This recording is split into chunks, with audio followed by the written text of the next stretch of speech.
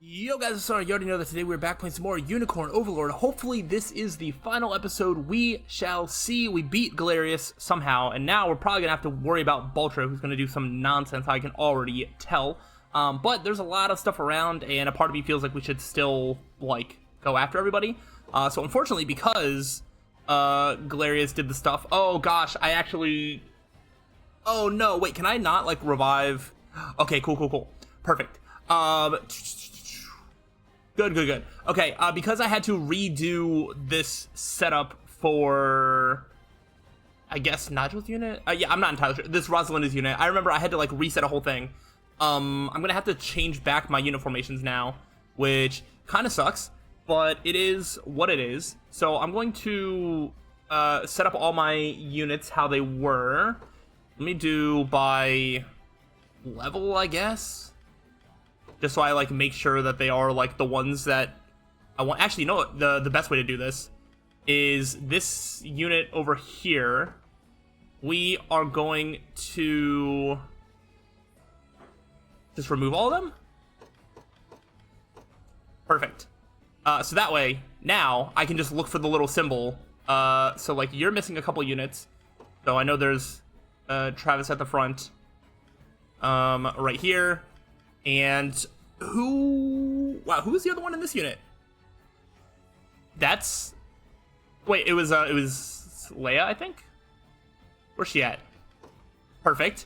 We got everybody there. Everybody's accounted for. Elsewhere, we have... Rosalinda should be back here somewhere. There she is, right there. Okay, in terms of this one, Lex's unit had somebody...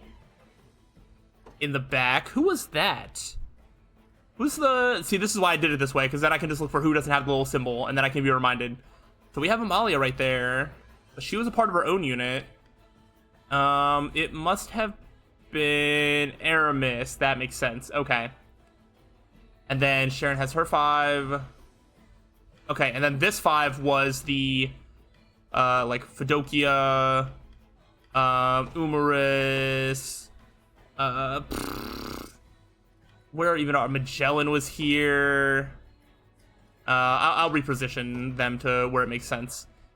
I know Amali was around. There was also that healer guy, Sonatio. Boom, just like that. Okay, so that one is fine, and I think we're going to switch it to Sonatio's unit so we can do healing assists, which is nice. Okay, so now I have my units all set up. I'm gonna have to do some reviving. I want to deploy literally everybody and just have them do various things, right? So I'm just gonna go ahead. Is there any? I was looking for, like, horse units or whatever. There's some Dark Knights over there. Let's do cavalry. Okay, perfect. We're just gonna do, you know, everybody gets a direction. You're gonna go to this one. Very well. We're gonna send. I think we're gonna send Monica's unit to the far right. Perfect. That looks like a really weak sauce unit, so let's go ahead and just send probably the one that I would have the least amount of confidence in, which might be Sonatio's unit, if we're being completely real. We're just gonna disregard Herman's unit, because who cares about that? Wow, that's not even, like... Alright, well, you can do that one, I guess. Oh, wait, hold on. I should probably make sure that we have revived. There's gonna be a lot of nonsense to set up what is eventually going to be good for the rest of the game. All right, let me see if you're at full strength. Okay, then you can do that. Let's go ahead and just go down the line. Let's throw out this unit, I guess. Oh, right, this became Dinah's unit. Mobility... Actually, I think it is nighttime. This might not be the worst thing. You know what? We're just going to keep it Dinah's unit. And Dinah's unit is going to go this way. Perfect. It's got some generic whatchamacallits. Let's just send Sharon's unit down this way, I guess. Okay, we got... I don't know if that's the best for our magic unit or not. Oh, okay, here we go. We're going to send... does the Thilion's unit get the same thing as if it were Rosalind's? Can provide magic assist? Yep. You are now in charge. And you are going to go up here. We're just going to take out everybody because I don't know if they're going to pull some sort of sneaky shenanigans on me. We're going to send Rolf's unit up this direction. Just like that. And I think all the directions are essentially accounted for. And we just have Scarlet's unit and Lex's unit. So we're just going to send Scarlet's unit, say like right here. And then send... Whoops. How can I help? Hello, command post. We'll send Lex's unit. No, I want Lex's unit. Because you need some healing for sure. So let's just revive you. And you were actually running out of revival orbs. Then we can just do some of that. Do another one, sure, why not? Okay, so then you can go to, I think, this last unclaimed unit. And I think we're all covered. I used 9. I should have had 9. So we just neglect Nigel's unit and Herman's unit because they weren't really mine. We don't associate with them. So everybody go the direction that they were sent. We'll go ahead and let everybody have their one last moment in the spotlight. And then hopefully after we beat Baltro, that's just like the end. I say hopefully. I mean, I do enjoy this game. I do love it. But, you know, I also am, you know, looking forward to the game, for the game to be over. And then, I mean, I might end up playing it again on my own time eventually. I'll probably give myself a break from it. But, you know, this has been a very, very fun experience outside of the Galerius fight specifically. So as long as Baltro isn't that bad as well, then we'll be all good. All right. And we got some level ups right in the final hour. Good. All right, then just go back here to Garrison for now, while everybody else kind of does their assignments. We have Dinah's unit over here. Let's go. Oh, okay. I was like, oh wow, is this our last revival orb? That's spooky. Okay, we'll do that. I have This horror shall reach its conclusion. Want to keep going? Yeah, so, what was I gonna say? You distracted me. I do have, Valor skills that can, revive people if need be. So that might need to be a thing I do if there's still anybody left at 0, hit points. So, or if somebody reaches 0 hit points, I might have to... I don't have the items to do that anymore. I probably wasted too many in the fight with Galerius. If only I didn't have, like, 200,000 gold in the background, that could buy me, like, 100 more revival orbs. This unit has been one of my best ones for a long time. And I love the strategy of just having, you can't hit the front line, back line does so much damage. Good luck. And more evasion for Dinah, why not? Perfect. I wonder if I should just, like, sort of, like, rest to regain stamina on, like, everybody that's left. Like, as soon as you're done with your battle, just, like, rest to regain stamina. I might use items on some of them. We'll see. Right, we got Hilda's unit. Go ahead and take out this horse. Get out of here. This flying unit was also a really good decision by me, I think, when I did it, because just having, like, anti-cavalry stuff is so good. And obviously these flying units are harder to hit as well, and it's just a lot of good stuff. And I'm glad with how this has come together. I guess everybody's just getting, like, a sort of review as to how they've done on the journey. I didn't really give Cher's unit all that much of a review. It's just kind of solid, you know. Elaine is a good unit, and, you know, Elaine has been good on the front line and just sort of a good plug and play, and this is just sort of like it's sort of just a random mishmash of units, honestly. Alright, we're gonna just keep resting. Alright, we got Monica's unit over here, and I love this unit. This unit is fantastic. I love the way that the Cavalier calls just sort of, like, help each other. You know, it just keeps piling the attack up, and then this pile thrust and assaulting lance, you know, give you an extra AP every time you kill, and this can essentially turn this unit into just a non-stop, like, powerhouse. As well as Monica added a sort of dimension of being able to block some magic attacks as well, so that way they could run through, like, magic units as well. Definitely turned into one of the highlights of this playthrough, I think. I want you to, like, move further away, because I'm kind of worried that Wait, hold on. I've made it. I think you should stop moving. I want Scarlet to do that one. There shall be no salvation for you. Okay. You have my sword. I wonder if there's anything I can do to reduce the amount of damage that I'm gonna take. 81 damage. We're getting there. 12 damage. There we go. I was like, because I don't have the revival items, I actually don't want any of my units to take too much damage. This unit is just kind of whatever. It's made up of like the high level units at the end. I think Amalia would probably be better set in a different unit, and these other units kind of could be used elsewhere. This is definitely not the most optimal unit. I do like the overheal. That's pretty nice. The healing in general is very, very nice in this unit, but the damage is inconsistent. So, you know, but it's not bad. But in another world, I would probably do it differently. And I don't know if Amalia is so good that it's like worth going through the whole Coliseum just to get her, just to use her for like the very end of the game. Like, I don't know. Unless there's some post game like challenges, like I'm a little unsure as to whether the grind of the Coliseum was really worth it at the end of the day. So you're gonna rest.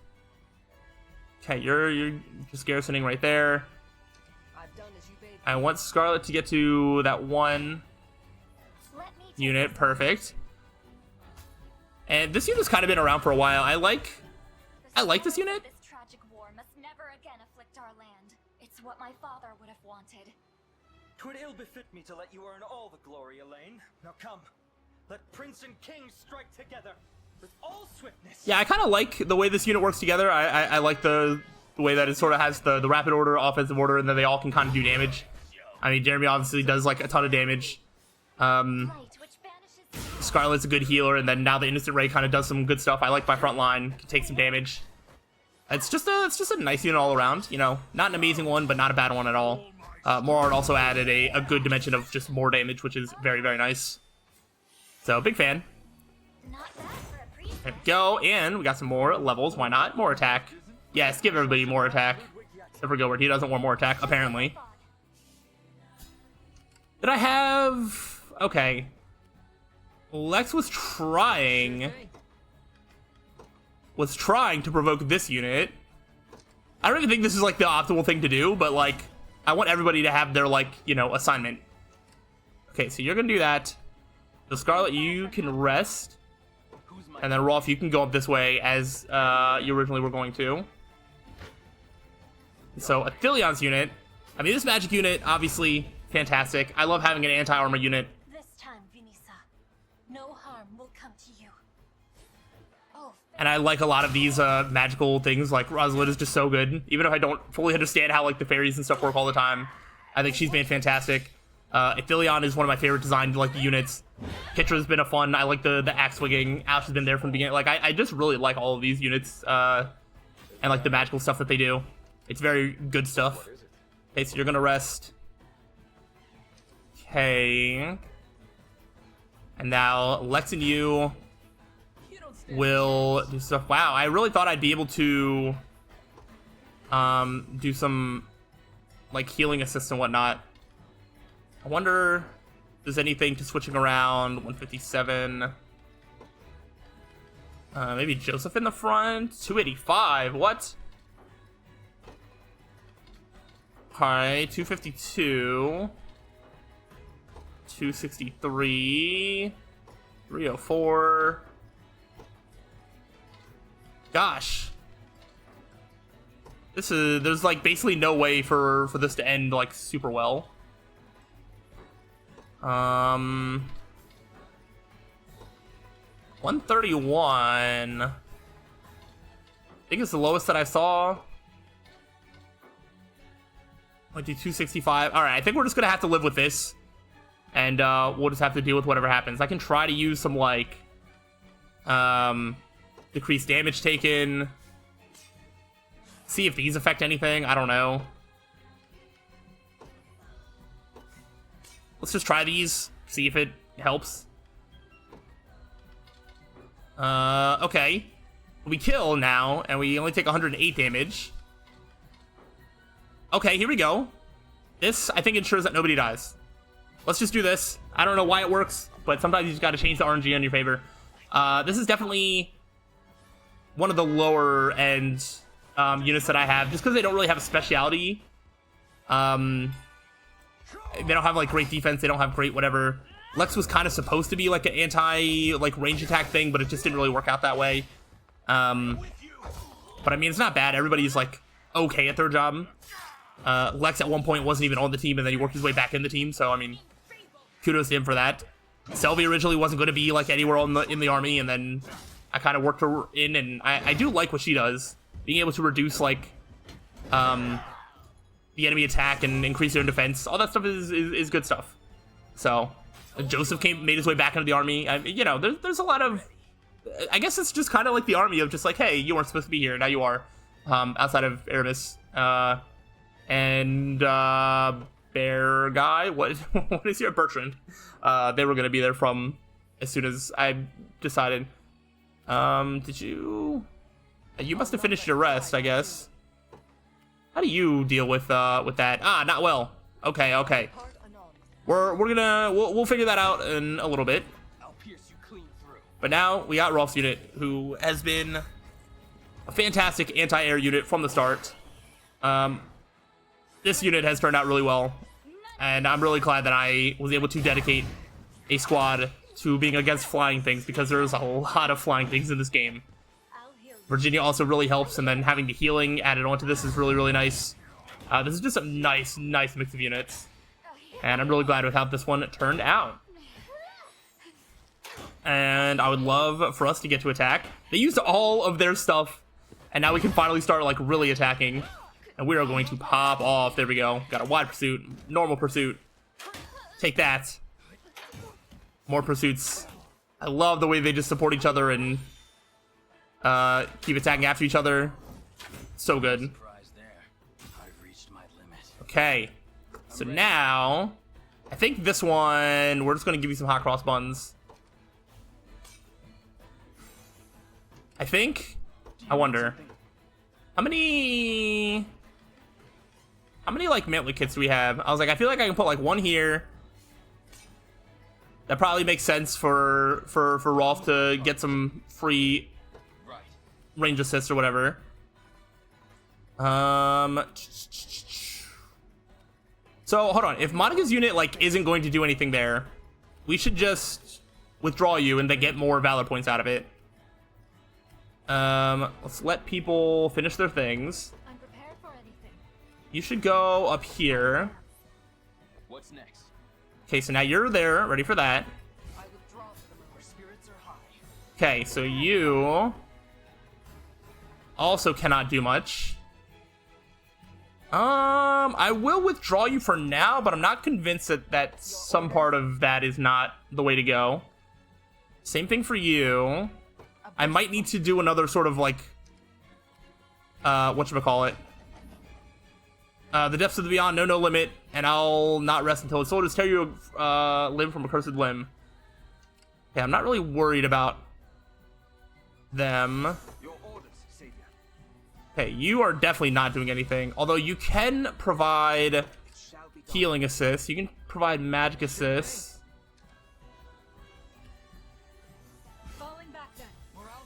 Okay, I need somebody there. Yeah. No. That's fine. Let's just deploy. Hilda's unit should probably be okay. Order must be preserved. And you just kind of hang out there. I walk the path of atonement. Let's try and throw in like a mantlet kit like right here. Because then we can have healing assist here. I'll show you what I can do. Can you also put like another one like here? What is it? And then you move here to garrison there. Time is with us. Should we only keep our focus? Okay, you don't do well there. You obviously don't do well there. Try to move you there. I refuse to yield. Okay, we're gonna start skipping some fights. We're gonna be struggling to figure out what Baltro's deal is. We don't have ways to revive, so I can only do so much trial and error. Okay, so Hilda's unit is just going to defend our command post. That's fine. Higher still. Okay. As decreed by the Father himself.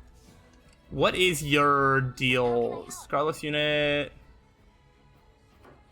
Nothing. Okay, let's start seeing about, you know, doing some like arrow rains, doing some like let's just see like what sort of damage we can do. It is going to be necessary to see. Okay, so you're gonna garrison there. I'm up. You're gonna hide. I'll do what I can. You can do that, I guess. Allow me. I do think so. Sharon's unit is out, so I can do like the glorious order and stuff. I really do think that this unit is going to be good for me. I'll fight their heads clean off. I'm listening. Okay, so you're just gonna kind of go that way. I have arrived. I've arrived. Oh, okay. Sharon was already there. All right. You need me? What do we have? We have glorious order, royal order, reduces damage taken for 20 seconds. We'll just put it kind of in here. Let's get to it. Okay, let's maybe try... I wonder if we should use Lex's unit as the guinea pig. They're clearly not going to be useful for this, but I can figure out what Baltro's thing is. Their initiative is very high. I can try a very high initiative, like, approach again. Attacks all enemies, and it does a lot of damage. But it's just very low initiative. So essentially, I need to be able to kill by the time it gets there, I think. Okay, that makes sense. Okay, can you just... Alright, you can take that out. I have you covered. I'm very worried about this, but I am going to send Dinah's unit to We must claim victory. Baltro. I'm also going to try... Peace. I'll show you what I can do. like a blaze. Just something that's doing like constant damage. I'm up. Can you do anything to like them? Yes. Do that. Okay. I'm ready for I'm just trying to like get these like fools out of the way. Tempered in It's fine. Father, smile upon me. Okay. Wait. So is the damage staying? I think it is. Is there any other things I can do? So we have easy call, quick impetus. I don't know if my initiative is going to be the problem or not. Feel like the initiative. Same buffs as the user. No.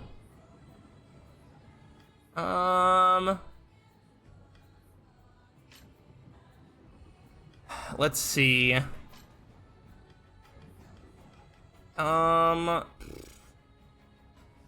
Range, resurrection. I don't think this is gonna work. Try Thundercloud.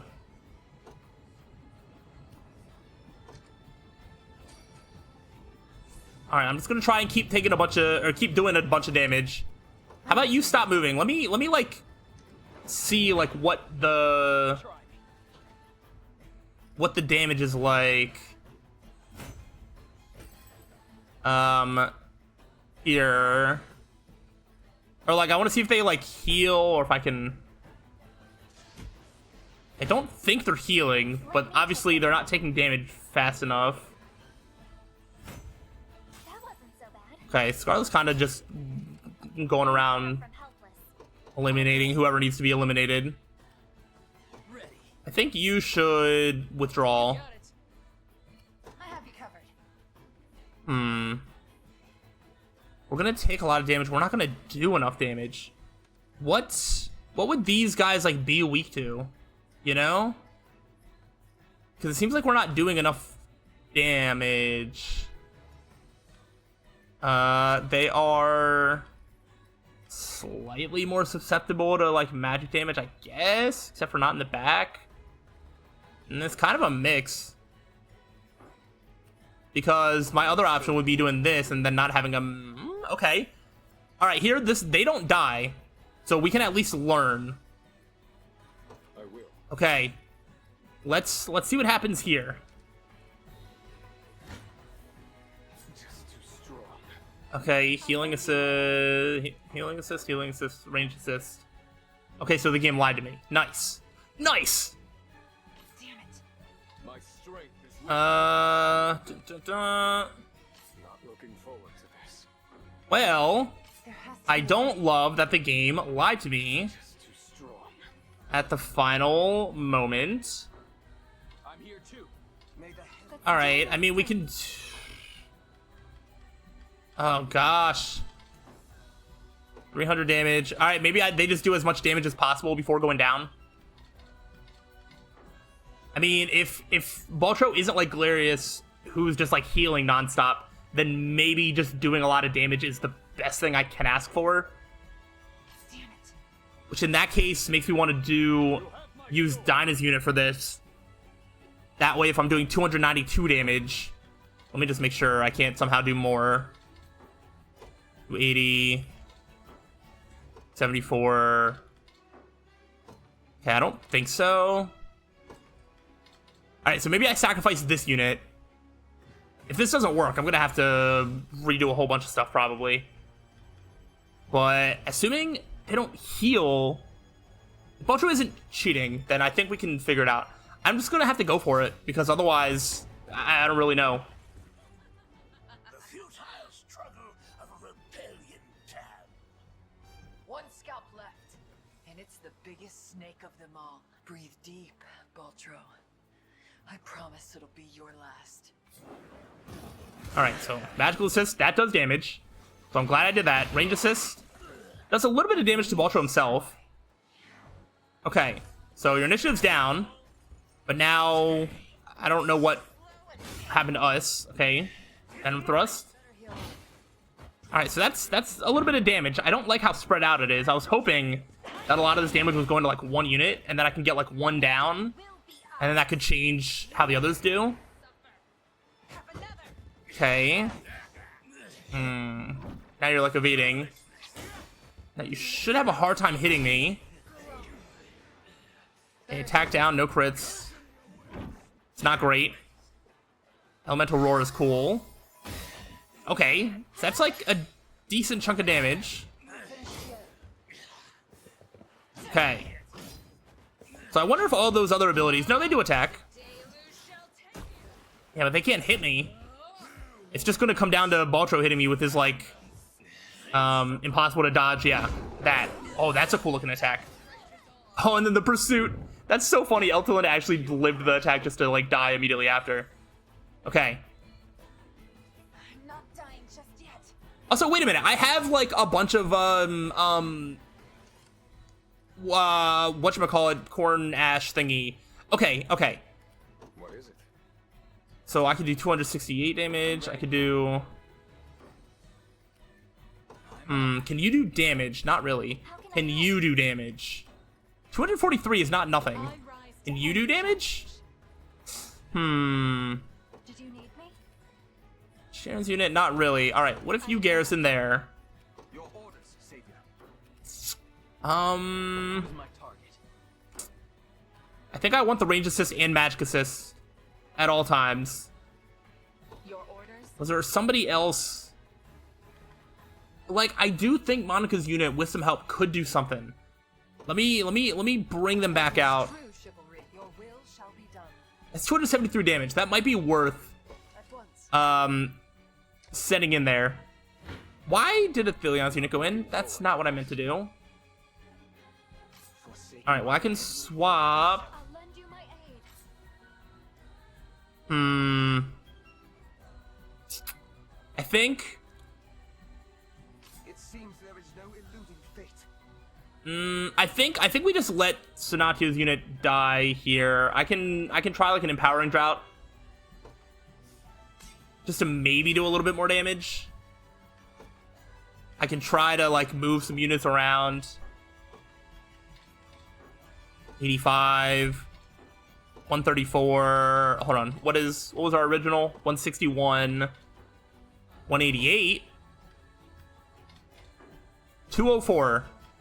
You know what? I'm gonna settle on 204. I'm gonna let Sonatio's unit go down, and then I'm gonna remember to like not let Athelion like go to Baltro.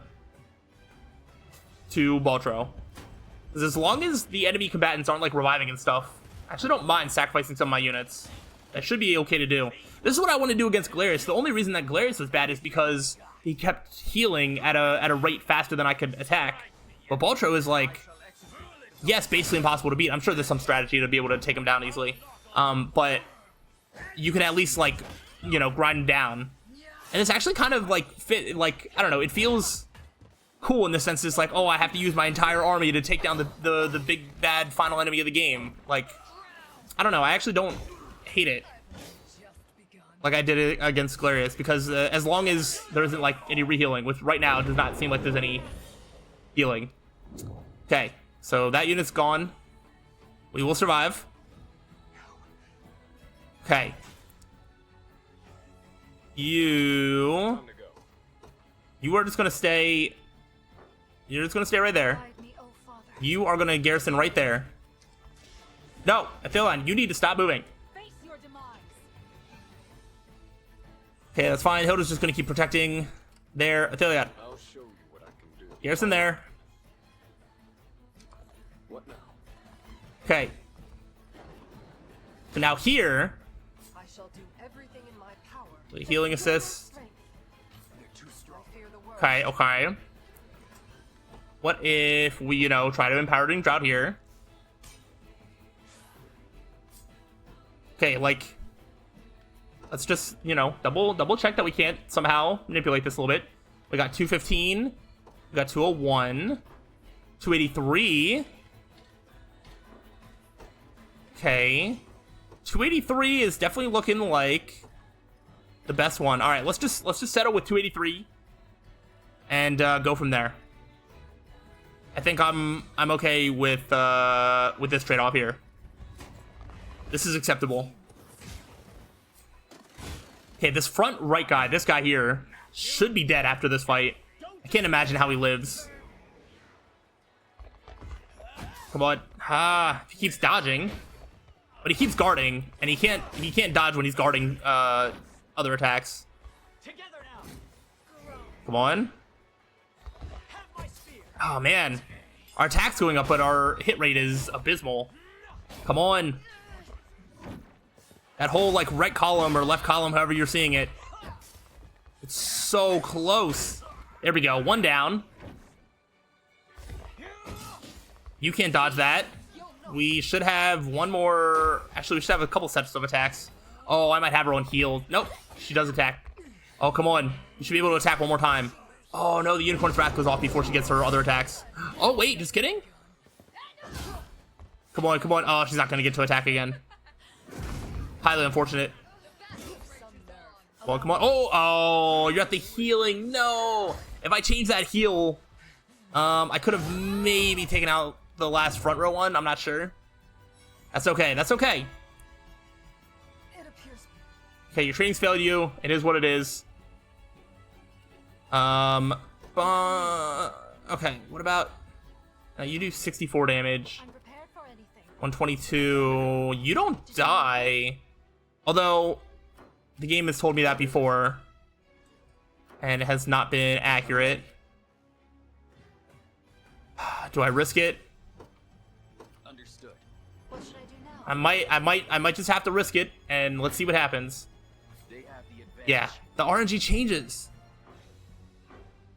The RNG changes so much, and that's so stupid. My strength is I'm here to help. That's so annoying. Why does it do that? Oh, also, Waltra has healed. And he revived the front row units. That must be how the RNG changed. Can I... This is so stupid. Well, we do the same thing and just try to do as much damage, but this is not the unit that I wanted to lose. I can't believe I trusted the game to tell me accurate information. 142. There's not much I can do to get a lot higher than 155. I'm skipping this battle. I'm not even watching this. There are 3 dead units. But then he heals 22, so how does this work? Well, we need to pause. Okay. So I see a lot of zeros here. Right? So like this should be theoretically safe. But I don't know. I also think I can use, hold on. If I use this to get me 2 Valor points, then can I do some sort of like attack as well? Like here, I don't think damaging is slowing down the healing process, unfortunately. No, it's not. I'm ready for anything. But that's okay, I think.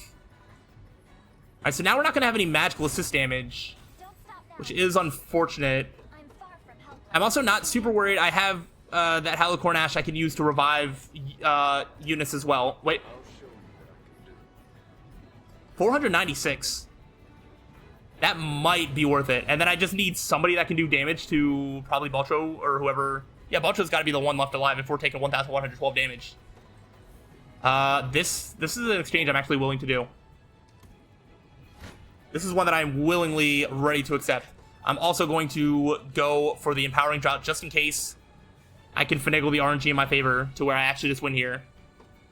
537.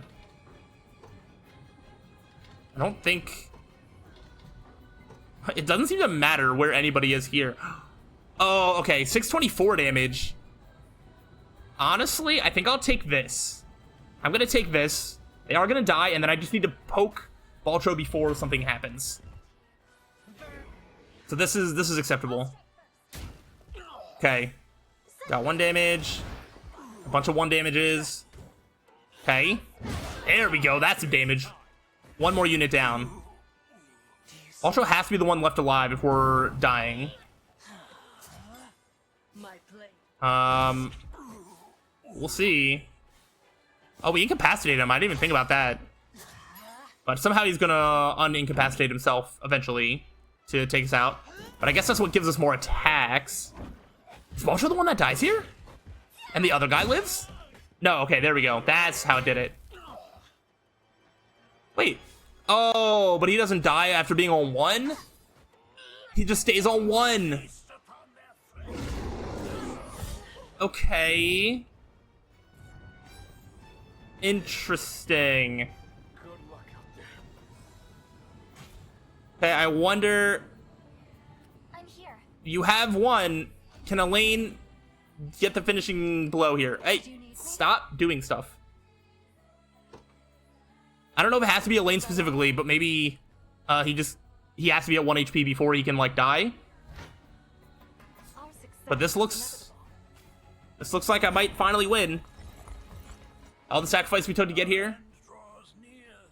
Cornian whelp, cease these fatuous endeavors and return to nothingness unending. Many times you've tried, Baltro, but you shall never break our spirit. I promise you that. Now prepare to be vanquished by the might of Febrin. Go away. You said it, go away. Astral Blade. I wonder if I needed that special attack to kill him or not. I don't know. But honestly, I'm too scared to find out. I must never yield. I blossom ever There we go. in service of So that is over. light of the divine. There better not be another battle because I don't have... Well, I guess I could technically heal. Oh, yes, the Carnelian Pendant. They might give you stuff just so you can still do, like, Coliseum stuff. Coliseum might just be all the post-game stuff. Who knows? But we might find out.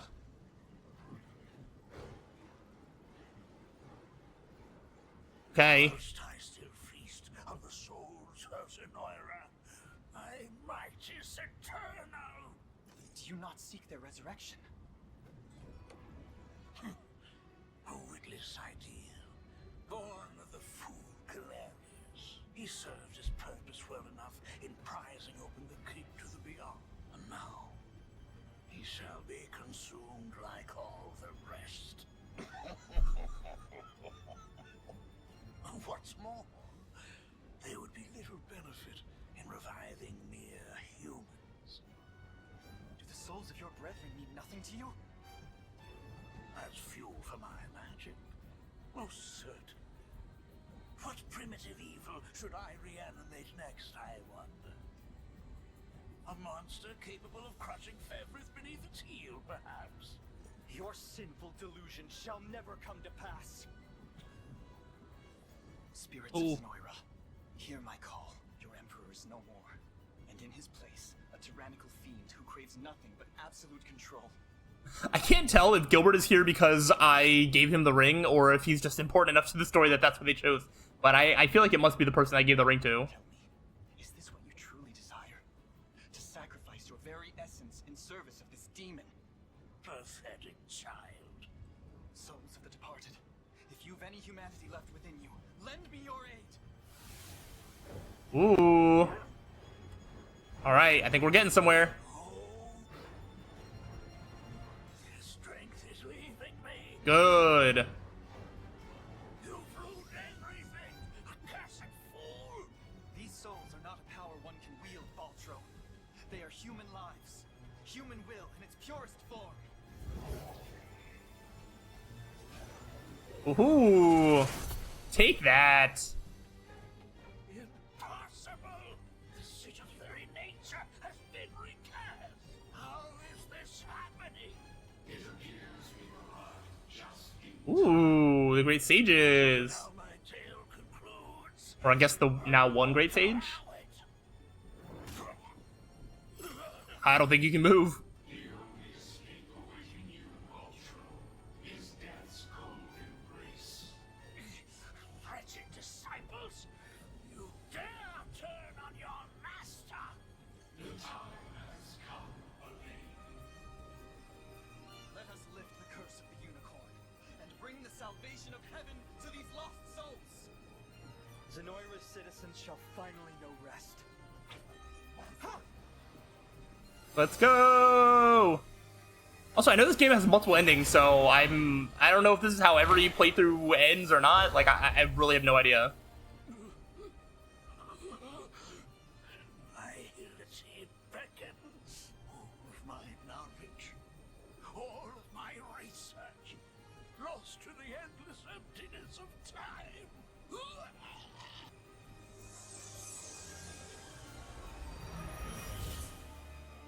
Noble warriors of Verith, you have our eternal gratitude on behalf of every Zenoiran soul to have ever lived. Thank you, Elaine, and farewell. Let's go! Do we do it? Did we win? Do archive entry for everybody. Oh gosh, is that just like endings? For certain people? Like this is what they were up to after type deal. The Light of Fevrith! That Baltro's foul ambitions and liberated Fevrith for all time to come. That's gotta be one of the endings. And there's gotta be other endings. Oh shoot, I was like, maybe on my own time I'll like think about getting the Platinum Trophy for this game. That's probably gonna involve getting all the endings. Oh, I don't know about that. Ah, there you are. Your coronation is set to commence at any moment. A word first, if I may. With the much-awaited fall of Zenoiran rule, we finally attained our most coveted dream. 'Twas a vow I made to the ring itself. A promise fashioned out of steel and blood. Yet, can a champion tempered in the flames of war truly lead in times of peace? From the day of its very inception, Your Highness, the Liberation Army has boasted a singular gift. Its ranks bore nobles, sellswords, and civilians alike. Disparate nations united as one under a common banner. your banner. None could ever question the strength of such a leader. He speaks the truth, you know. Should you not be sound in bed right now? And miss the day my son is crowned king? I wouldn't so much as dream of it. Elaine, you stand before me a man full grown. One who will rule these lands with compassion and love, just as you've done for all those who fought beside you. Be proud, my son. Not only of what you accomplished, but how you've made it so. I will, Mother. Thank you both, from the depths of my heart. Now then, a radiant future for Cornea awaits. It sure does. Archive entry for epilogues and all that sort of stuff. Interesting stuff. Year 906 of the Hallowed Chronicle. Thus, with all of Evereth as his witness, a bold young king ascended the throne. Ere long, the scourge of Galerius and ancient Zenoira would be little more than footnotes on the pages of history. And those scars of war yet blighted the land, its people, awed and inspired by Cornea's noble ruler, began their arduous trek down the path to recovery. Forevermore would the chronicles of Evereth extol the Savior Elaine's sacred journey, a legend only embellished in the generations to come.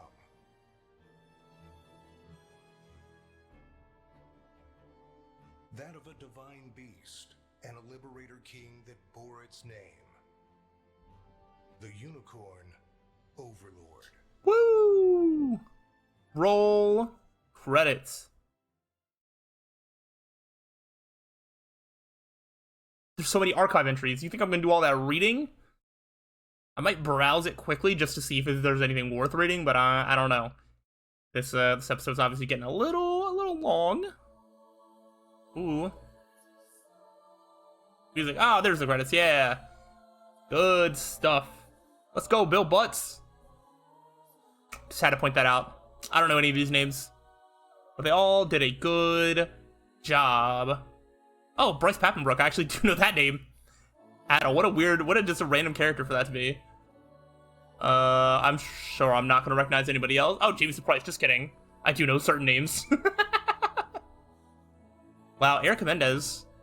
I think Elizabeth Maxwell is also a name that looks familiar. There was a lot of there must be some decent amount of talent in this game. Oh my gosh, that is crazy.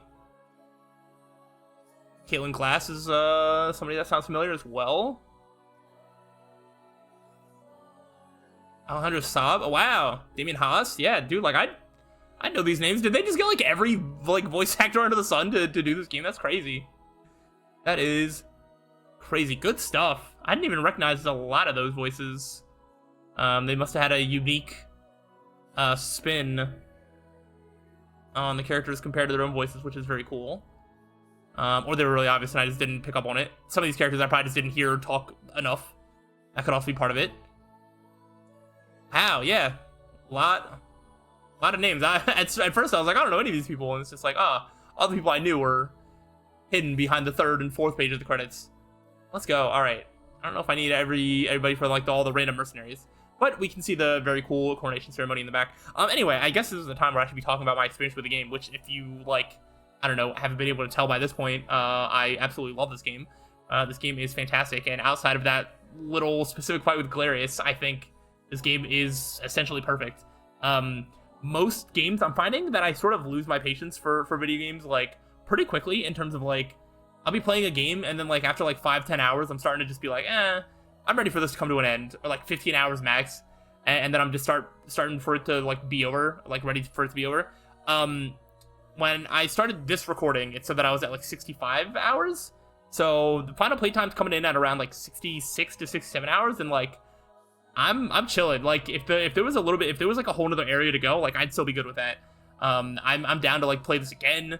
I was doing a lot of the optional stuff. Like this like really clicked with me on a lot of levels, which is really really nice. So for anybody watching 50 minutes into the finale episode, I will tell you this is very very likely my game of the year. This is a fantastic game. There's really not a ton of downsides, you know, a little bit of a steep learning curve to figure out, like, what to do, like, where things are going, but, you know, a couple of YouTube video guides later, and enough trial and error, and, you know, figure it out. So, yeah, I'm absolutely in love with this game. I don't really have anything else to say. I could definitely see myself playing this again in the future, which is, you know, not necessarily of a good game, but it is a mark of a good game if you're willing to want to play it again. Or if you end the game and just feel very positively. Look at all those chickens. We helped find some of them. After the wall, we do get some little things. Lex left the rule of Cornea to Elaine and set forth to his home to master the blade. Every encounter former allies on his travel, he and they would spar as they did during the prior days of the Liberation Army. But there was great distance between him and Elaine. Their bond of friendship remained strong as ever, and Lex swore to brandish his sword for the king should the need arise. Well, the need doesn't need to arise, and then Chloe, with the war concluded, Chloe chose to serve Elaine as his chief lady-in-waiting, rather than return home to her family in Cornea. And in this role, she oversaw the domestic needs of the kingdom, though she never kept her spear far from the hand in case of crisis. Time she could be seen reminiscing with her old friends at the Knight's Barracks, a practice which Elaine himself would join when the ideal moment presented itself. This is going to be a lot of reading. Oh boy. I don't know how many characters that are going to do this for. It might just be like Elaine, Scarlet, Joseph, or it could be like a whole thing. I don't know. We'll see. Oh gosh. We got these two. After the war, Hodrick was granted as posted captain of the Canadian Cornean Royal Guard, a role which saw him dedicate great attention to the growth of the soldiers and their unshakable unity. Times he and mentor Joseph partook in intense sparring bouts, which never failed to draw onlookers to the training hall. And though offered the role of Chancellor due to his immense efforts in protecting the prince and shepherding the liberation to victory, Joseph declined and instead chose to see out his days as the new king's personal blade. Ever a stern leader, he worked tirelessly to train the soldiers that would serve as Cornea's new guardians and ensure the kingdom would remain safe long after his eventual passing. Renaud returned to the land he had once ruled under Zenoira's magic, and though some would never forgive his cruel treatment, others came to see the sincere regret with which he earnestly faced their resentment. His commitment towards starting anew saw him grow into a fine leader with an eye ever focused on the future, unhindered by the tragic failings which plagued his past. Good for him. I feel like Renaud is like a pretty interesting character that we didn't really explore all that much about. He probably had some rapport conversations that were like buried just, you know, in things that we didn't really see that much. But who knows? Maybe not. Ah, look at these. My favorite unit that I used the whole time. Well, we do have Clive and Adol hanging out. Declining a position within the Royal Guard, Clive returned to the province of the Ash and Blue and begun work on establishing a new form of self-governance with his fellow knights. His bold philosophy, which espoused the virtues of collective rule over a single authority, soon spread throughout the province, from the knights of its order to the farmers in the field. Okay. Clive just spread communism. Let's go. After the war, Adol returned to the province of the Ash and Blue, a decorated hero, beloved by fellow knights and townsfolk alike. His bright demeanor saw him remain ever popular, playing with local children during the day and partaking in revelry at the province's lively taverns by night. In the end, he chose to live out his days as a beloved knight in the company of his people. And Berenice, when the liberation disbanded, Berenice set out to travel Cornea and hone her skills, hunting bandits and aiding in the reconstruction all the while. Years later, she was welcomed back to the province of the Ash and Blue, where she chose to settle down and become an instructor in the military arts, thus giving rise to the mightiest army the province has ever known. Good for her. She didn't do anything for my army, but that's not really her fault. Speaking of somebody who got kicked out of my army, at least we're getting through them. You know, it isn't just like 50 individual scenes. It's kind of like, oh, okay, we're gonna put some of these characters together. Rolf, his role with the Liberation concluded. Rolf's reputation as a brave hunter earned him a post as guardian of Cornea's forest. This duty saw him not only defend the land from wild beasts and poachers, but tend the natural bounty of the region and heal the scars of battle inflicted across the woodlands. Such benevolent deeds brought him nigh endless praise from the people he served. After the war, Morden abandoned his life as a mercenary and lived on as a humble stonemason. While the reconstruction of Barbatimo was his first priority, he eventually turned his gaze toward the pursuit of aesthetics and the creation of ever more elaborate architectural projects. Stunning facades which lined the main thoroughfare of his home, thus given the name Morden Road upon his eventual passing, were beloved by all generations to come. Just one time, I want like one of these to just be like, you know, for it to pop up and just be like, Jeremy got addicted to crystal meth and is serving like 20 years in prison. Like, they all just end so happily. They're just like, they went on to live their dreams and be peaceful and yada yada yada. They should sprinkle in just like, yeah, Alsh just got hit by a car like 2 days later. Whoops. I would love that, especially for such a serious game. I need that in my life. Upon reading off a list of his accomplishments with the liberation at his mother's graveside, Alsh departed on a journey of fervent magical research, never to return to his homeland again. The thesis he enumerated later in life came to be treasured as a comprehensive compendium for hopeless sorcerers who, as of yet, lacked the requisite background in magical arts. After the war, Jeremy quietly departed from the liberation and returned to his life as a mercenary, wherein, no matter the danger he found himself in, his quick wit and years of experience always saw him to safety. Upon completing a particularly lucrative job with a few old faces from the war, he and his men drank an entire tavern dry and were writ in the pages of mercenary legend. Good for him. There's still so many more characters to read about. Strap in, everybody. It's gonna be a long one. It already is a long one, but this is one episode. I don't care if it goes on for 2 hours. Hey, look at these three. I remember these three showed up together, I'm pretty sure. And I think I used... Yeah, I used all of them. Fran kind of got lost in the shuffle after a while. It kind of just became Hilda's unit, but I'm pretty sure Fran was there the whole time.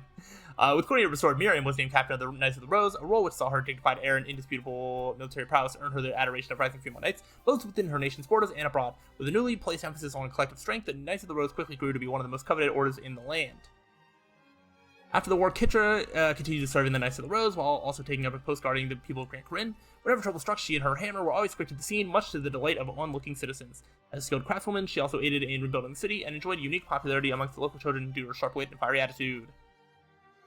Though her efforts in the war saw Fran offered a commanding role in the Knights of the Rose, she politely declined, stating that she preferred to stand as an equal rather than a superior, retaining the status granted her the latitude to charge into battle to rescue her allies at a moment's notice, a fact which all who knew her agreed was for the best. That's those three. We still got so many more. What's happening over here? Who's hanging out over here? Oh gosh, did I use any of these people? Like, I don't think so. This is it. It's just, yeah, Melisandre. Okay, with peace returned to Cornelia, Melisandre slipped past Celane's watchful advisors day after day in order to request his hand in marriage. While her wish never came to pass, the beauty and vigor of her spirited blade were the highlight of many a royal banquet and thus stole the hearts of countless guests. You watched me get married to Gilbert. How dare you keep trying to marry me? No interest. After the war, House Melee began to reclaim its former glory, a pursuit that Colm enjoyed even more than his lady Melisandre herself. Though she had always posed him an array of challenges, the fact that Cornea's new king was the object of her affection presented an endless struggle for her faithful steward. In light of Monica's deed... Oh, that was Monica. I was like, I forgot what Monica looked like. Wow. In light of Monica's deed with the liberation, the noble house Nordium's name was restored to its rightful place of honor and respect. Her calm demeanor, stately dedication, and moral clarity earned her the fierce support of her people, a groundswell which only grew after her grandfather's passing. While she bore great commitment toward helping her people, she never forgot to honor her vassals in the annual stargazing festival which she herself was responsible for creating. Good stuff. Alright, now we're going way over here. Who's hanging out over here? Are they hanging out in a cave? Must be. Okay, we got these three. Let's go. I need to know how the dragon's doing, specifically. Who cares about Hilda? After the war, Aramis saw to it that Gilbert was crowned king and left Sol Draga to support his brother in the restoration of Drakenhold, taking the guise of a mercenary, a stage actor, a sailor, and much more along the way. In the centuries to follow, local legends throughout the nation told of a host of men named Aramis who appeared to help when the land seemed to be at its most vulnerable. With the war concluded, Hilda laid down her spear and pursued an expertise in medicine so that she might aid those who still suffered. After years of ardent study, she became an apothecary and joined Prim in caring for the sick and infirm throughout Feverith. Forevermore would history speak of the countless lives she and her sister saved astride her gallant loyal wyvern. Similarly, Prim's attention turned after the war toward the ailing people of Feverith and supporting Hilda's dogged pursuit of medical knowledge however she could.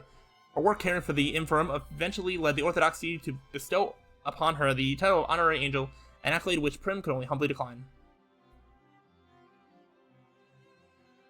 Now we're in the desert.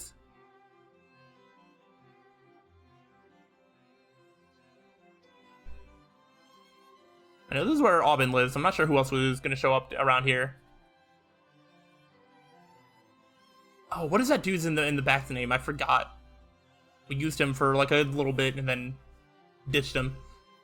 With the war concluded, Alban donated his earnings to the people of Dragonhold's desert and took up the task of rebuilding his home. Soon enough, towns in the region grew prosperous indeed, and the land, once known for its crime and banditry, began to flourish in true under Alban's benevolent leadership. After years in the desert, he acquired a ship and sailed the ocean in search of new ventures. Nice. Magellan set out to reunite his old band who had scattered across Dragonhold, after which he returned to the desert and announced them as a group of reformed, chivalrous thieves. Tales of their virtue spread even beyond the desert's borders, attracting a horde of young aspirants looking to join the ranks. As the band's numbers continued to grow, their keep became a vibrant settlement that saw steady progress under Magellan's guidance. Nice. After the liberation disbanded, Liza joined Magellan on his journey and met an influential trader along the way, whom she impressed with her sharp tongue and keen business acumen. While she had always been skilled in the ways of trade, she was able to build a far more profitable enterprise than she had ever imagined with the funds she earned during the war. She then used her wealth to bolster the desert's economy and improve the lives of all within.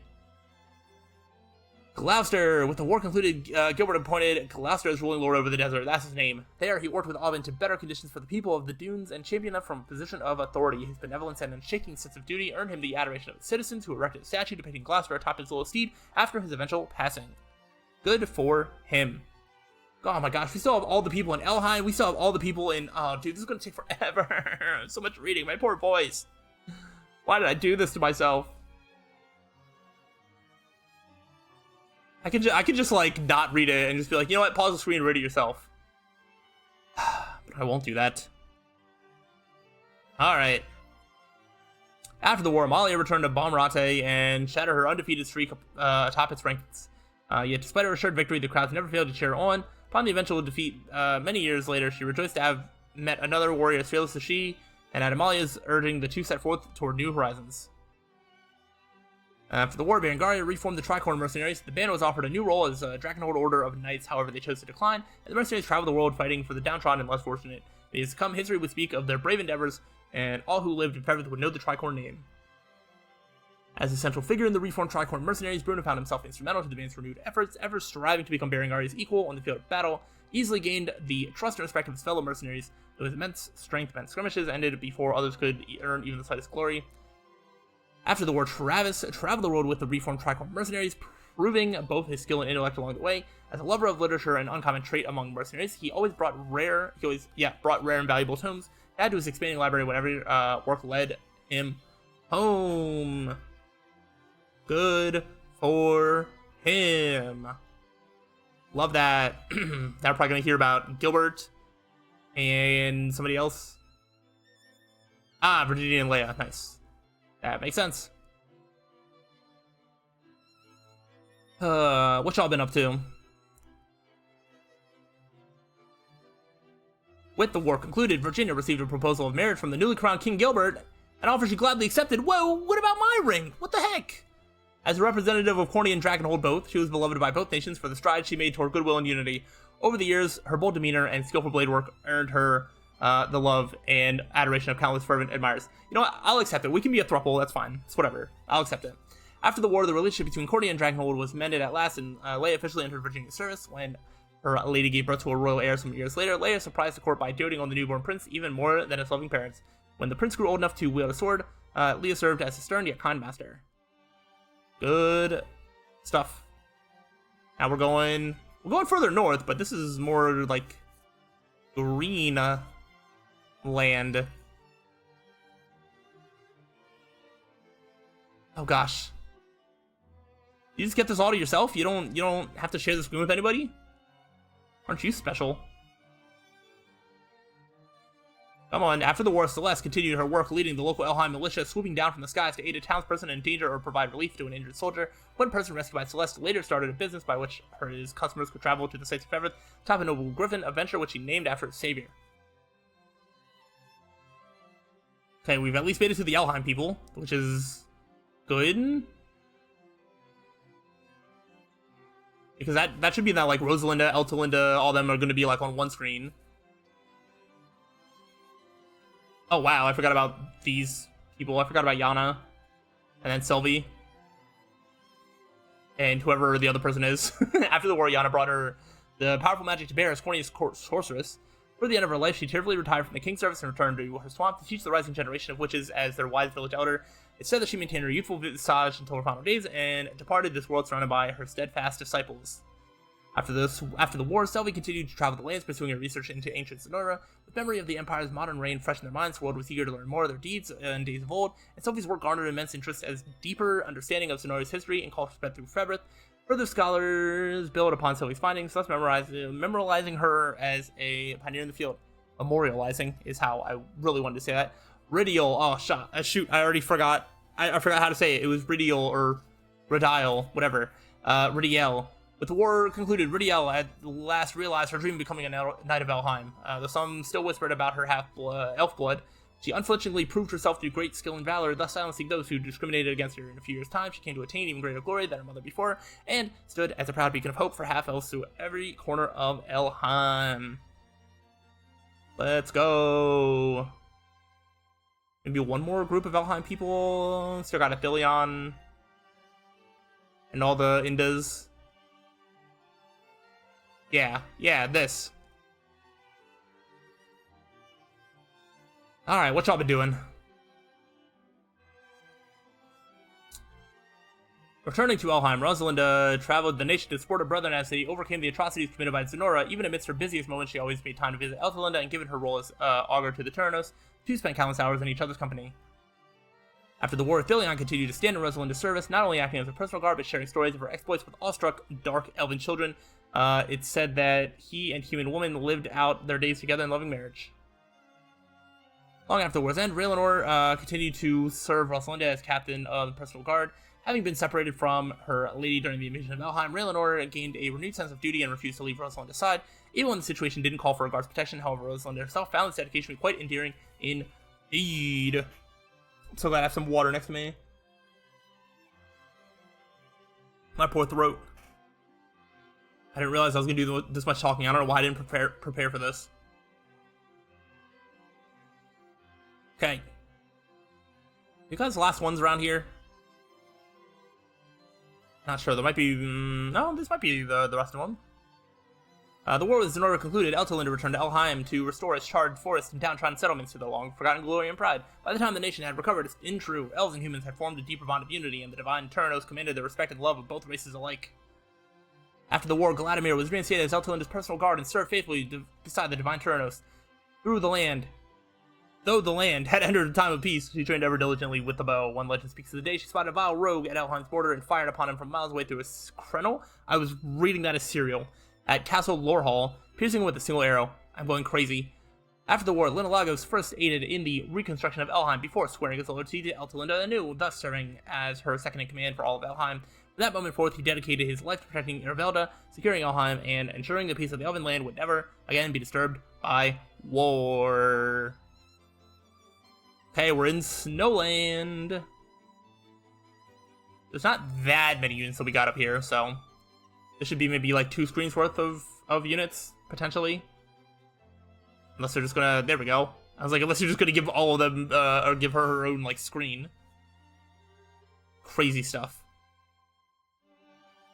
Word of the courageous human raised by Bestrels spread throughout Fevrith, eventually drawing the gaze of renowned historians who penned tales of her exploits in freeing Bestorius. The magnitude of her story resonated across the lands, and Unifi and her heroic brethren can be idolized by children everywhere, even those who had never once met a Bestrel. At the behest of the other Bestrel bloodlines, Morar ascended the thrones as the new king of Bestorius and sole surviving lion Bestrel. Having experienced life as a human and Bestrel both, he ruled without discrimination and quickly garnered loyal support from subjects of all races and bloodlines.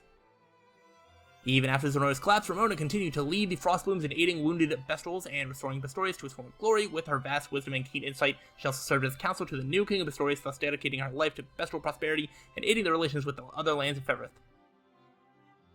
Good for you. And we should have the 2 that were like warring against each other.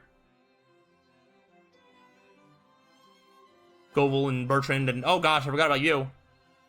Oh gosh, this is not what I was expecting to see. I feel like we shouldn't be intruding on this.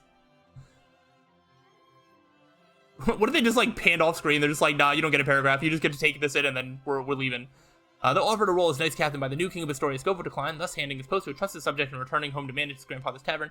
Despite its age, the tavern thrived for years to come as a warm, welcoming establishment and treasured haven, weary Bestrels taking part in the restoration of Bestorius. With the war concluded, Bertrand lent his hammer to the restoration of Pistorius and the construction of monuments to honor those fallen in battle. Every year, the anniversary of the war's end saw Pistorius blanketed, and the bittersweet aroma of flowers left at the offerings of those memorials. Left as offerings at those memorials. You know what I'm trying to say. Is there more? Wait, who else? Who did I, like, forget about? Oh, right. That's kind of rude of me. That actually turned out to be a really good unit. I can't believe I forgot about her. At the suggestion of a dear friend, Dinah and the Snow Petals traveled throughout Pistorius to aid in the ongoing reconstruction efforts. Her fierce loyalty and firm leadership proved equally as useful in times of peace, and her successes saw countless hopefuls aspiring to join the Snow Petals, human and bestial alike. In time, her distrust of humans thawed like the northern ice in the light of spring. How poetic. Is there another one, or are we moving to the few Albion units that we got? There's another one. Who else could there be? Who are you? Oh, I forgot that we got you here. Wait, did we actually get you here? I don't remember. Either way. After the war, Nina returned home, much to the joy and relief of Millet and her parents. Having reconciled with her family, she then departed once again to travel the world and aid in the ongoing reconstruction efforts. In time, tales of her exploits spread through the land, and admirers gathered in every town in hopes of meeting the Vivacious Knight. It's kind of crazy that every single one have, like, exploits and, you know, tales of all their, like, crazy adventures, but, like, this is a time of peace. What kind of crazy adventures are you having? I don't understand. Rice reformed the Rock Rats and True, not as bandits, but as a band of mercenaries seeking to aid in the post-war recovery of Fevrith. His kindness, humility, and eagerness to accept tasks few would dare to endure saw him grow into a respected figure among both the townsfolk and his fellow mercenaries. Like, who are all these mercenaries fighting? Like, I guess bandits can still exist in some way, but, like, man, that's a lot of people, like, making crazy exploits that are having stories told about them just for, like, fending off some bandits or whatever. Yes. Okay, well, we have a bunch of these. All right, I forgot that we, like, got her. Anyway, with the war concluded, Sharon returned to Runmore Church to lend to the wounded. Everywhere she and her trusted companion O'Cleese went, they were met with kind hearts and restored faith in the church's teaching. In time, their tale came to be immortalized in a massive stained glass window adorning the wall of their beloved Runmore. After the war, O'Cleese laid down her sword in exchange for a prayer book, and thus took up residence in Runmore Church to spread the Orthodoxy's teachings. There, her status as an angel saw her inspire fervent faith in those around her, and even without blade in hand, she forever strived to sever the encroaching roots of evil. Rhaenys. After the war, Rhaenys led a quiet life in humble service of Albion Abbey. Her kind, caring nature saw many of her former allies visit the church to offer their prayers and reminisce over a warm meal. In times of leisure, she would pay visits to Scarlet, and the two quickly rekindled their years-forgotten friendship. And Tatiana, that was her name. After the war, Tatiana traveled the world to broaden her knowledge and advance her medical studies should the plague strike again. Though she believed that faith alone could never heal the sick, she softened her stance upon witnessing the warmth, care, and curative magics that the land's churches offer their people. Upon her return to Cornea, her research was greatly funded by King Lane, and in time it grew to form the central tenets of Fevrith medical practice. Cool stuff. We're running out of units, I think, finally. We'll see. There might still be a bunch that I forgot about. Oh, maybe not. I feel like they were saving Scarlet to be one of the last ones, but maybe that's just me. After the war, Scarlet ceded the pontificate to Senatio and returned to Polivia to live out the rest of her days as a humble priestess. There, her presence saw a renewed faith in the orthodoxy as believers gathered to hear her sermons and tales of Albion's savior. At times, she could be seen in the cathedral's garden, conversing warmly with a young angel and an imposing man clad wholly in black armor. After the war, Umers spent her days defending the orthodoxy as a sacred knight, pursuing the study of botany all the while. The verdant flower garden she tended to quickly became one of Albion's most sought-after pilgrimage sites. It said that at times she could be seen hosting Scarlet in the very garden, where the two reminisced about their distant childhoods.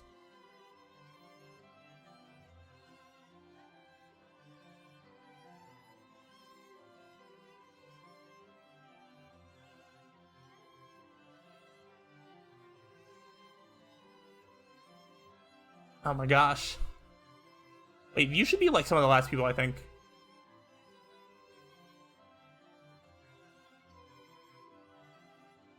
After the war, Jerome returned to Largian and began restoring the city and surrounds with the undying aid of his beloved citizens. The lacking mastery of governance, his kindness, loyalty, and the occasional baked good earned him the never-ending trust and affection of his people. His work with liberation complete, Fedokia returned to Payston and began to walk the long road toward reconstruction. unwavering dedication toward the task at hand earned him a renewed trust of his people, and together they ushered in a new age of peace and prosperity, and time his beloved son's grave came to be forever adorned with flowers and offerings.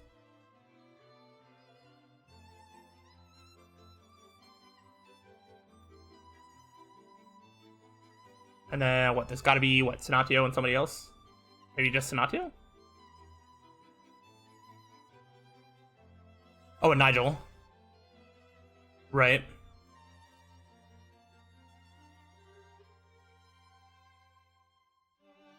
After the war, Senatio traversed Albion to aid in the reconstruction wherein, witnessing the breadth of faith of the land, thus altered his own beliefs. Despite Scarlet's insistence, he had long declined the pontifical mitre, or mitre, or whatever, but in time he relented and chose to honor the trust of those who believed in him.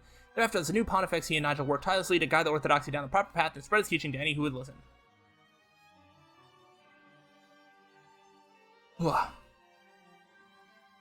Okay, is that everything? Yeah, we're skipping this. If there's anything else you gotta show me, I don't have time for more credits. I'm sorry. This credit and epilogue thing was way too long. I think that's it. Unless there's a final like scene with Elaine, which there might be. Yep, here it is. I don't think they gave us a little spiel about what Elaine's been up to, but Patrice has been chilling as the king.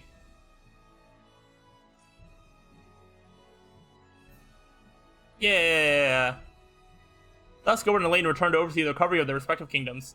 Despite the demands of the role, they always found time to enjoy each other's company. A bond which saw Corny and Dragonhold form a strong alliance for generations to come. Nice. They were able to enjoy each other's company. All that really matters.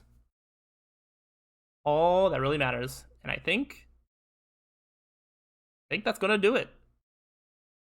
Possibly, finally, do you have any more? Finn. Woo, we did it. After a very long journey, I've been playing this since it came out in March. This is actually like 5 months in the making. That's crazy. But I can now commence the quest Unicorn Overlord at the start of the final confrontation against Galerius. Okay, so I have time to go and do other side quest stuff if I would like to, which is nice. And now you can select Trues in order in difficulty when starting a new game. I don't think I will. Who knows? And you can now explore Grand Corinne and the surrounding area after Elaine's coronation. Oh, you may now visit the altar on Plavia to return to before you perform the Rite of Covenant. A new quest now available at the ruins of Northwestern Cornea. Okay, that is all whatever. That is all post-game stuff that is I do not care to do in the context of a playthrough. So I might mess with that on my own time. I might never mess with it at all. I really have no idea. But this video has been long enough. I thank you all for joining me on this journey. I hope you have enjoyed this playthrough and look forward to more playthroughs in the future. Uploads are probably going to start slowing down a little bit if you care about other series, but I do plan on starting a new series here soon. So hopefully people are excited for that. Actually plan on potentially 2 series soon, but 1 more soon. And that is super exciting. So I hope everybody is looking forward to future stuff. If so, let me know. But I'm going to go ahead and get out of here. So I'll see you all around in the future. So till then, peace out.